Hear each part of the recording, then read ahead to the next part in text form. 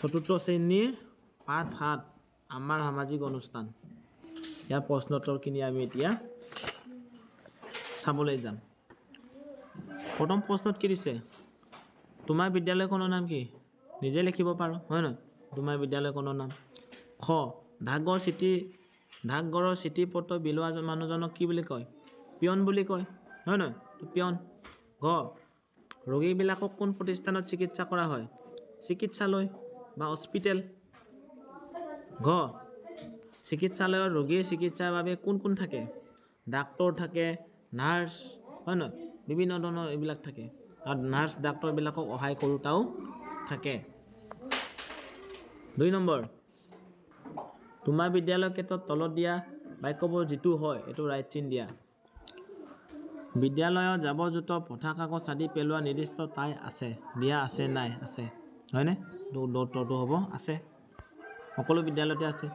খ শৌচ প্ৰস্ৰাৱ কৰাৰ বাবে শৌচাগাৰ আৰু প্ৰস্ৰাৱ ঘৰ আছে বা নাই? আছে, চবৰে আছে।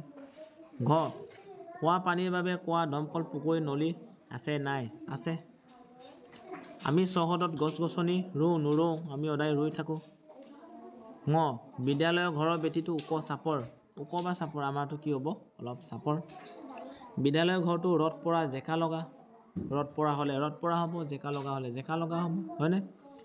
দ্বিতীয় পানী ওলাই যাবৰ বাবে নলা নৰ্দমাৰ ব্যৱস্থা আছে বা নাই? আছে যদি আছে, নাই যদি নাই। তলৰ খালী ঠাইত উপযুক্ত শব্দ বহুৱা। ডাকঘৰত চিঠি পত্ৰৰ উপৰিও কি কৰা হয়? টকা পইচা আদান কৰা হয়, টকা পইচাৰ আদান প্ৰদান। পশু পক্ষী চিকিৎসালয়ৰ বাবে কি চিকিৎসালয় আছে? পশু চিকিৎসালয় আছে, য'ত নেকি গৰু ম'হ এইবিলাক কি কয়? বেজী মাৰে। ঘ নম্বৰত চিকিৎসালয়ত কি থাকে? ডাক্তৰ আৰু নাৰ্ছ ৰোগীৰ চিকিৎসা কৰে, হয় নহয়? ডাক্তৰ আৰু নাৰ্ছে ৰোগীৰ চিকিৎসা কৰে। ভাৰতীয় লোকে দেশৰ বাবে কি কৰে? শান্তি শৃংখলা ৰক্ষাত সহায় কৰে। ইমানেই প্ৰশ্নোত্তৰখিনি, ইমান টান প্ৰশ্নোত্তৰ নাই, এই গোটেইখিনি আমি কৈ দিলা ৰিভাইজ কৰা হ'ল, হ'বনে? সেইখিনি হ'ব ইয়াৰ উত্তৰ।